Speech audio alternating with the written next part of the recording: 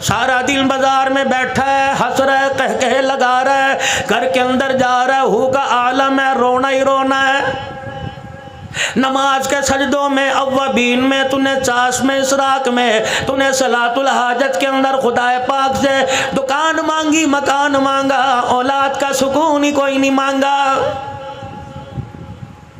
आज नौबत आ गई, घर आबाद है, मकान आबाद है, लेकिन मेरे अजीजों बड़े बड़े मकान बना लिए, दरवाजे पे गाड़ी है, लेकिन घर के अंदर बैठो रोटी खाने को दिल नहीं करता, दस्तरखान पे मेरे अजीजों लुकमा मुंह में डालने को दिल नहीं करता। औलाद है, कहता कमरा बंद करके अंधेरा कर दो, मेरे सर में दर्द हो रहा है, इनकी चामिया से इन्हें बाहर निकाल दो। और ये वही औलाद है जिसके लिए ना कोई कब्र छोड़ी, ना कोई पीर छोड़ा, जिसके लिए ना कोई तवीज धागा छोड़ा, जिसके लिए तू 10-10 हज़ार मरतबा तस्बीहात किया करता था। आज मेरे अजीजों इस औलाद को देख के कह रहा इलाही इससे तो पैदा ही नहीं होता तो अच्छा था। मेरे वीरा, इसमें कसूर टीवी का नहीं है, इसमें कसूर वीसीआर का नहीं है, इसमें कसूर मोबाइलों का नहीं है, इसमें कसूर मेरे अजीजों इंडिया के ड्रामों फिल्मों का नहीं है। अल्लाह अकबर। मौलवी साहब, हर चीज़ की आप तरदीद कर रहे हो, हर चीज़ का आप इनकार कर रहे हो, फिर बताओ कसूर किस चीज का? मैंने कहा मियां, औलाद अगर नेक बनाना चाहता है, औलाद अगर अपनी सुधारना चाहता है, औलाद अपनी नेकोकारों में शामिल करना चाहता है, तो अपने घर का वो दरवाजा, अपने घर की वो खिड़की, अपने घर का वो रोशनदान बंद कर दे, अपने घर का वो सुराख बंद कर दे जिस दरवाजे से तेरे घर में हराम की कमाई आ रही है।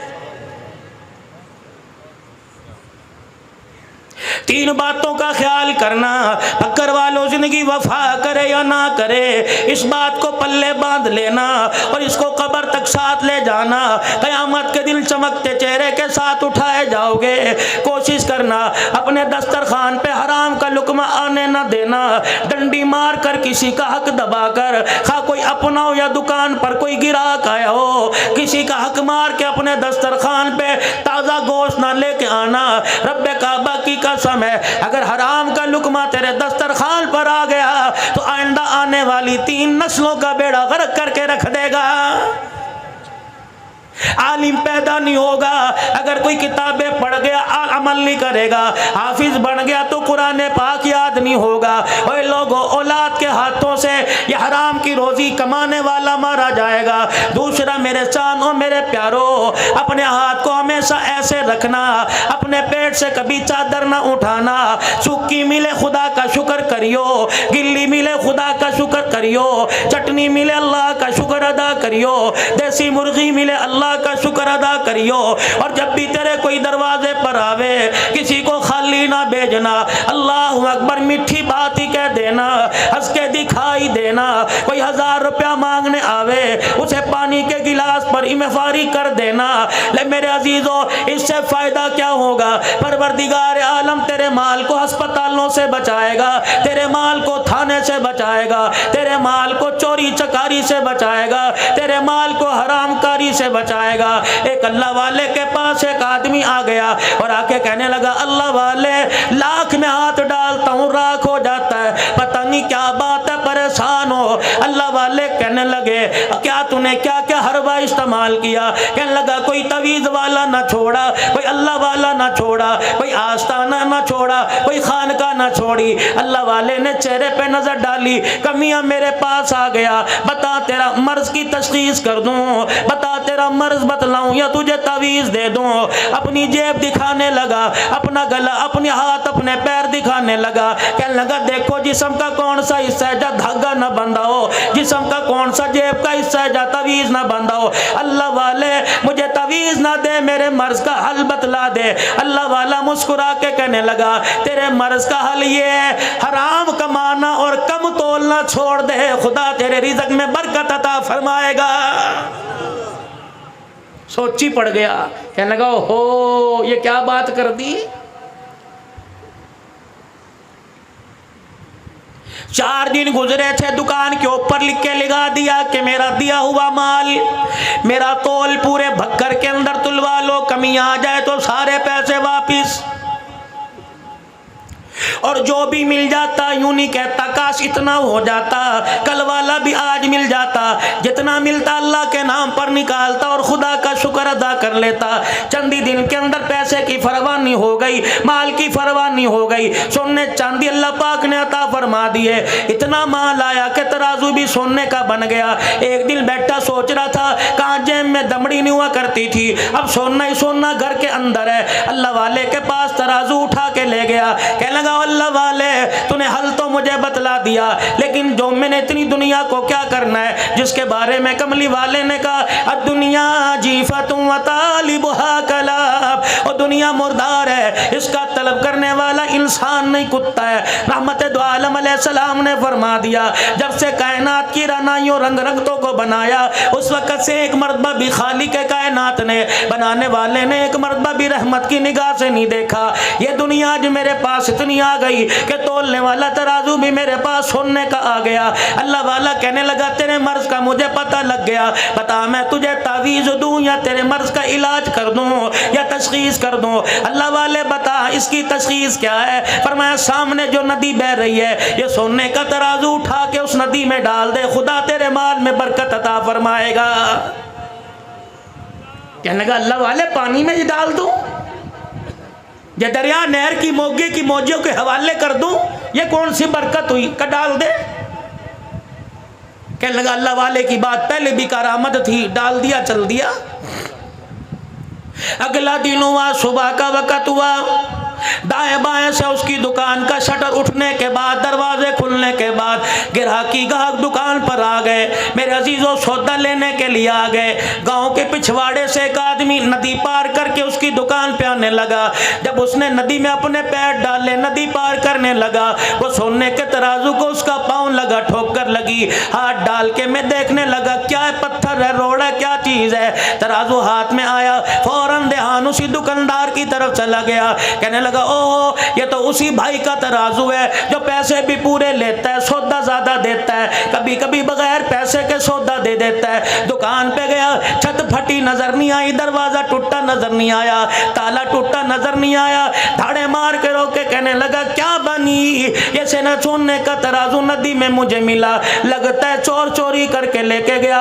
कोतवाल पुलिस वाले रास्ते में पड़ गए होंगे, उन्होंने आन लिया होगा तो डर के मारे नदी में छोड़ के चला गया।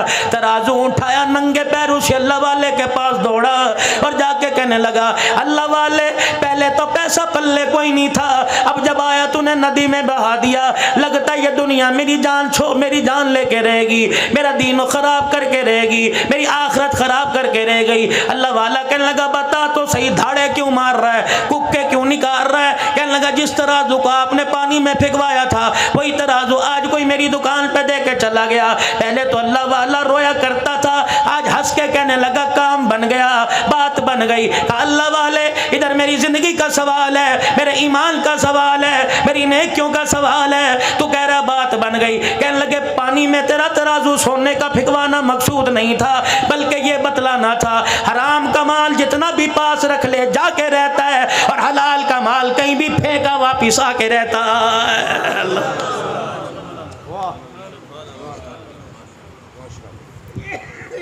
हलाल की कमाई पर इत्तफाक करो, अल्लाह बरकत देगा। हराम का पैसा कमाओ, अस्पताल के बाहर खड़े नजर आओगे, अदालतों में वकीलों की मिन्नतें, जजों की मिन्नतें करते नजर आओगे। इसीलिए मेरे चारों मेरे प्यारों हमेशा अपना हाथ ऐसे रखना, अपनों में पराए में कोई दरवाजे पर आ जाए कभी उसे खाली ना तोड़ना। हाय मेरी बदनसीबी, मैं किन के आगे बात कर रहा हूँ जो कुर्बानी का गोश्त देते हुए पूछते हैं कि ईसाइयों को गैर मुस्लिमों को देना जायज़ है कि नहीं है। मेरे अजीजों अल्लाह करे सारों ने फजर की नमाज पढ़ी हो, जोहर की नमाज पढ़ी हो, मगरिब असर ईशा की नमाज पढ़ी हो, अगर मेरे अजीजों सजदे का इनकार किया परवरदिगार आलम ने तो कभी नहीं पूछा फरिश्तों इसने सजदा नहीं किया इसे रिज़्क देना जायज़ है कि नहीं जायज़ है। और मेरे अजीजों कर्मों वाले घर हुआ करते हैं, नसीबों वाले वो लोग हुआ करते हैं जिनके दरवाजे पर कोई झोली फैला के खड़ा हो जाता है। हमने बड़े बड़े रईसों को देखा, हमने बड़े बड़े अमीरों को देखा, बैंक के लाकर और बैंक के मेरे अजीजों अकाउंट भरे पड़े हैं लेकिन अल्लाह के नाम पे खर्च करने की तौफीक ही नहीं मिलती। अभी आपकी जामे मस्जिद ज़ेरे तमीर है। अल्लाह तेरे मेरे पैसों का मोहताज है, अल्लाह तेरे मेरे टुकड़ों का मोहताज है, खुदाए पाक क्या तेरे मेरे लाख का मोहताज है। और मेरे अजीजों, रब्बे कायनात की कसम है, देता तो वह हर किसी को है, लेकिन लेता नसीबों वालों से है। बड़े बड़े मालदारों का जेब में हाथ नहीं डलता। एक छापड़ी फरोज अपने सारे दिल की दिहाड़ी मस्जिद के गले में डाल के चला जाता है। अल्लाह फरिश्तों से कहता है, मंज़ल्लज़ी युक़रिज़ुल्लाह क़र्ज़न हसना, मैंने कर्जा मांगा, ये गरीब मुझे कर्जा दे के चला गया। अल्लाहु अकबर, अल्लाहु अकबर, ये मेरी गैरत को ललकार के चला गया। मैं परवरदिगार आलम की रहमत को पुकार के चला गया। और मेरे फरिश्तों, गले में 10 रुपए डालने वाले से कह दो, तू तो 10 रुपए डाल के भूल जाएगा। मुझे भी मेरी किबरियाई की कसम है, इस 10 रुपए के इवज मैं तेरी 7 नस्लों की रिज़्क़ का इंतजाम न कर दूं तो मैं तेरा खुदा कोई नहीं। आज मेरे अजीजों, जिनका जिक्र सुनने के लिए बैठे हो, जिनका जिक्र आप में और करने के लिए बैठे हैं, मेरे अजीजों, सिर्फ ये नहीं है उन्हें करबला के मैदान में ले जाओ, ये नहीं है उन्हें मुसल्ले और मेहराब पर जाके जख्मी करा दो, ये नहीं है मेरे अजीजों कि रहमत दो आलम ने हाथ उठा के मांगा, बेशक नबी ने हाथ उठा के मांगा, ये नहीं है 22 लाख मुरब्बा मील का हुक्मरान था, इसकी हुक्मरानी आपको मुझे क्या सबक दे के गई। मेरा आबे रसूल में शहीद हुआ, इसकी शहादत आपको मुझे क्या दर्ज दे के चली गई। करबला के अंदर 3 दिन का प्यासा हुसैन कुरान की तिलावत करता रहा, इसकी प्यास आपको मुझे क्या सबक दे के जा रही है। 40 दिन का प्यासा नबी का दामाद उस्मान ज़ुन्नुरैन रज़ियल्लाहु तआला अन्हु कुरान की तिलावत करके चला गया, इसकी भूख प्यास आपको मुझे क्या सबक दे रही है।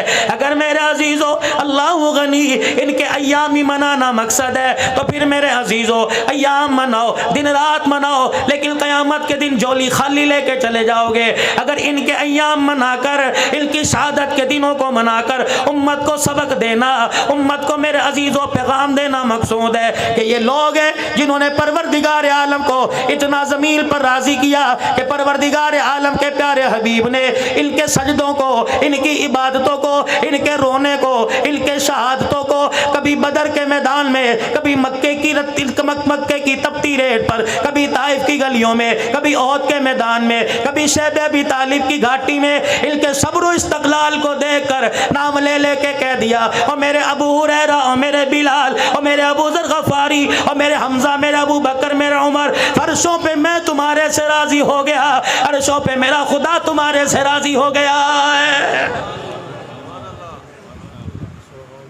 सिर्फ ये नहीं है कि मुहर्रमुल हराम को फ़ारूक आज़म की शहादत का यौम मना लो, सिर्फ ये नहीं 10 मुहर्रमुल हराम को मेरे अजीज़ों, अल्लाहु अकबर। आज मैं 18 हज़ारी से जब आगे की तरफ सफ़र कर रहा था तो एक कादरी सबील पर लोगों का मैंने हुजूम देखा, टोपी पगड़ी वाले पानी पिला रहे थे। मैंने कहा वाह रे इंसान, अल्लाहु गनी, अल्लाहु गनी, हज़रत हुसैन की मोहब्बत के अंदर अल्लाहु गनी, तो पानी पिला रहा है, प्यासों को पानी पिला रहा है, ठीक है, तेरे पानी के गिलास का सवाब तेरे अगले पिछलों को पहुंचेगा। क्या तेरी बहन तेरे दरवाजे पर आई, कभी उसे भी तूने पानी पिलाया? क्या तेरी फुप्पी कभी दरवाजे पर आई, कभी उसे भी तूने पानी पिलाया? अम्मी के मरने के बाद मामू दरवाजे पर आया, क्या कभी तूने उसे पानी पिलाया? तेरा ससुर बुढ़ा अल्लाह अकबर रेडी लगाने वाला अपनी बच्ची के घर खाली नहीं आता, पता नहीं कहाँ से 400 रुपया जमा करके 1 किलो मिठाई लेके आया, कभी तूने उसे पानी पिलाया? रब्बे काबा की कसम है, चलतों की प्यास बुझाता है, अपनों की प्यास क्यों नहीं बुझाता? अपनों की दुआ क्यों नहीं लेता?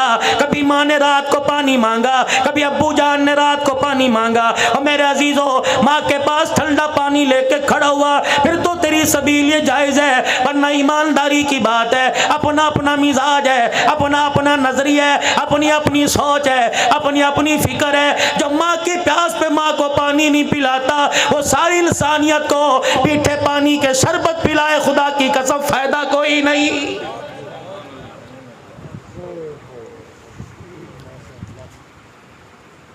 और नौजवानों ख्याल करना, तीसरी बात का फरमाया, जिसका दस्तरखान आबाद है उसकी जिंदगी आबाद है, जिसका दस्तरखान खाली उसकी जिंदगी के लम्हे में खुशियां उजड़ गई, उसकी जिंदगी बेआबाद हो गई।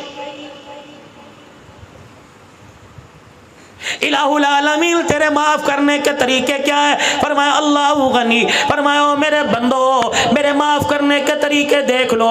दो सगे भाइयों की मार्केट में बक्कर के मेन बाजार में दुकान है, अल्लाह अकबर, एक भाई की दुकान सामने, एक भाई की दुकान सामने। अल्लाह गनी, शाम का वक्त हुआ, दोनों ने अपनी दुकान के शटर डाउन कर दिए, अपने शटर गिरा दिए। एक मोटरसाइकिल लेके इधर को जाने लगा, दूसरे मोटरसाइकिल पे सवारी करके इधर को जाने लगा। दोनों का आपस में टकराव हुआ।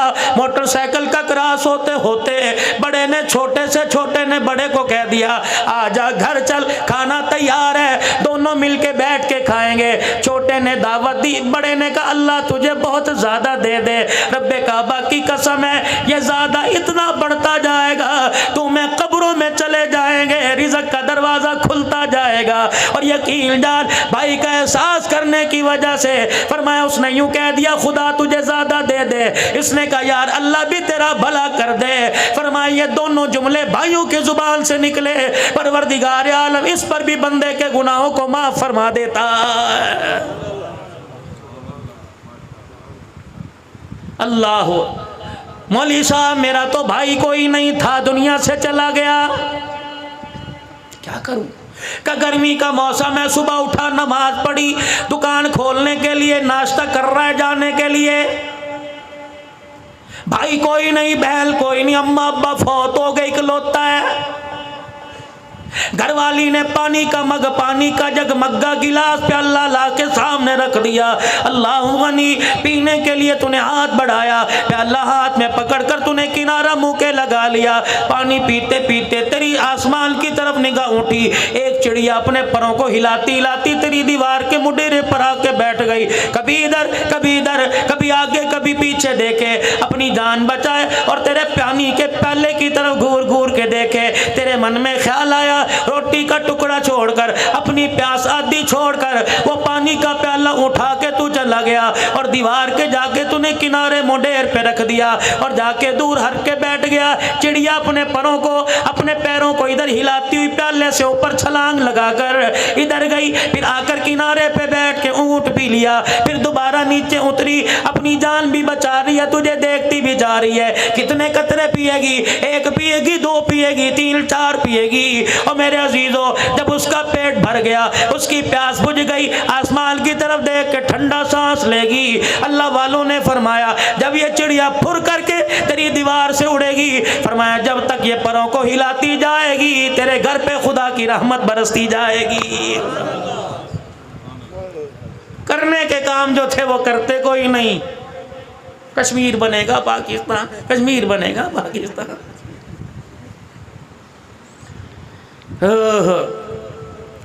10 जिलहज से लेकर मेरे मोहतरम व मुकर्रम दोस्तों बुजुर्गों 10 मुहर्रमुल हराम तक 18 जिलहज दामादे रसूल उस्मान गनी रज़ी अल्लाह ताला 20 से लेके 25 तक हजरत लकीत रज़ी अल्लाह ताला अबुल आस बिन रबी नबी का पहला दामाद, नाम याद है लकीत रजी अल्लाह, रखो अपने बच्चों के नाम लकीत। आज कहते हो जी फेसबुक के पे लड़ाइयाँ हो रही हैं, मैसेंजर मैसेज पे लड़ाइयाँ हो रही हैं, वो कहता है नबी की एक बेटी तो कह रहा 4 है। और मेरे अजीज़ों अकल की, दलील की, इल्म की मार मारो। अल्लाह अकबर। मेरे अजीज़ों लोग कहते हैं सैयदा खदीजतुल कुबरा रजी अल्लाह ताला अन्हा जहाँ से पहले शादीशुदा थी, बेवा होके आई, अल्लाह गनी, वहाँ से 3 बेटियों को, सैयदा ज़ैनब को, सैयदा उम्मे कुलसूम को, सैयदा रुकैया रज़ी अल्लाह अन्हा को लेके आई, रहमत दो आलम के निकाह में आई, तब सैयदा फातिमा ज़हरा रज़ी अल्लाह ताला अन्हा पैदा हुई। मेरे अजीज़ों 4 बेटे 4 बेटियां 2 बेटे सैयदा खदीजा के बतन से रहमत दो आलम के घर में आए। एक बेटा हजरत मारिया क़िब्तिया से आया। मेरे मोहतरम व मुकर्रम दोस्तों बुजुर्गों, नबी की हयाती में इनकी औलाद में से अल्लाह गनी एक बाकी रही, बाकी दुनिया से चली गई सैयदा फातिमा तो ज़हरा सैयदा खदीजतुल कुबरा रज़ी अल्लाह ताला अन्हा जब नबी के निकाह में आ गई। मेरे अजीज़ों दुनिया वालों का दस्तूर है, जो नए नए दूल्हे बने, जो पुराने दूल्हे बने, अपनी घरवाली के कमरे में जाएंगे, अल्लाह गनी फूलों की सेज पर लाल जोड़ा पहन के बैठने वाली के पास जाएंगे, घूंघट उठाएंगे, कोई सोने की अंगूठी देगा, कोई ब्रेसलेट देगा, कोई लॉकेट देगा, कोई पैसा देगा। वाह खदीजा, तूने तो निज़ाम को उल्टा ही कर दिया। वाह खदीजा, तूने खाविद की अहमियत को बतला दिया। रहमत कायनात सल्लल्लाहु तआला अलैहि वसल्लम दूल्हा बनकर सैयदा खदीजा तुल कुबरा के कमरे में गए। अम्मा जान ने कदमों की आट को देखा और देखकर हुजूर अलैहिस्सलाम से अर्ज़ कर दी, कमली वाले वहीं बैठ जाइए। अल्लाह के प्यारे नबी वहीं बैठ गए। सैयदा खदीजा ने अपने तकिए के नीचे हाथ डाला, 40,000 दिरहम झोली में उठाए और लाकर इमामुल अंबिया की जूतियों पे लाके रख दिए। का कमली वाले अल्लाहु अकबर, आज मुझे मेरे नसीबे पे नाज है, आज मुझे अपने पे नाज है, मैं कायनात के नबी की घरवाली बनने वाली। कमली वाले, इस खदीजा के पास 40,000 दिरहम थे, इसके अलावा कुछ नहीं बचा था। आज 40,000 दिरहम को मैंने तेरे पैर की जुत्ती पे वार दिया।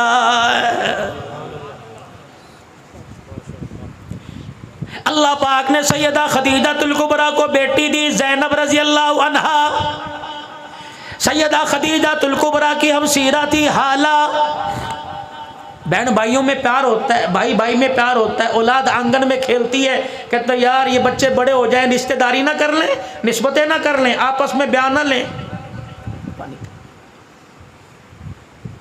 आपस में रिश्तेदारी हो जाए, चलो खानदान चलेगा। अब तो डॉक्टर कह रहे हैं रिश्तेदारों में न शादी ना करना, औलाद माजूर पैदा होगी।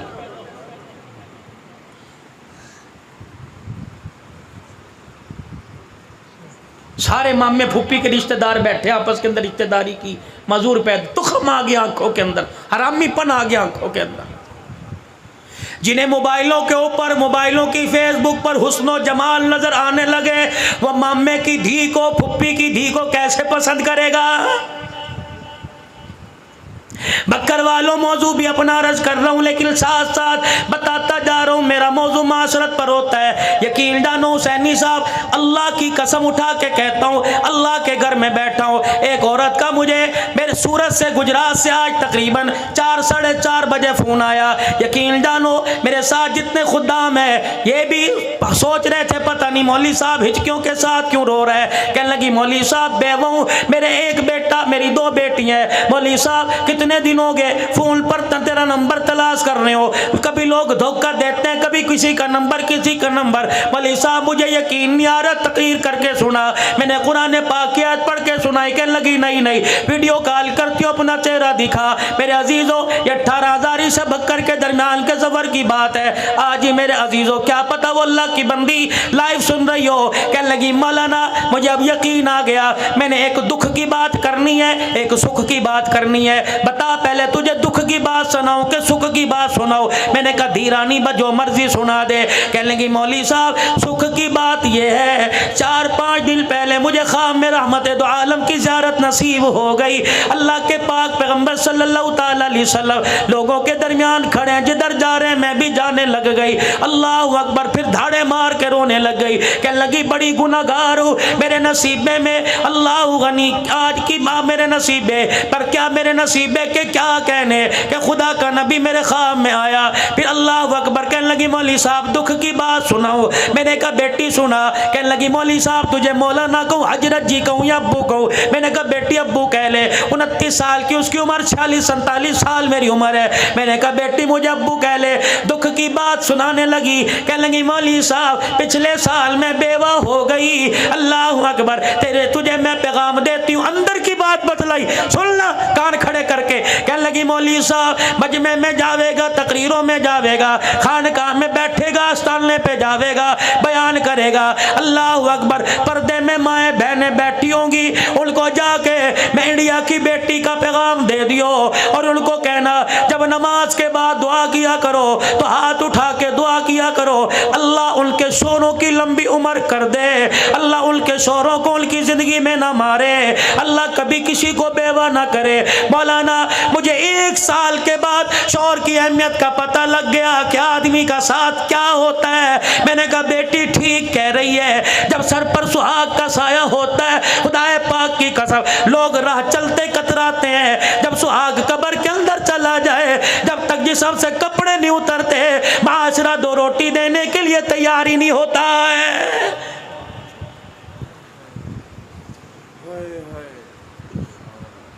सैयदना सिद्दीक़ अकबर रजी अल्लाह ताला दुनिया से चले गए।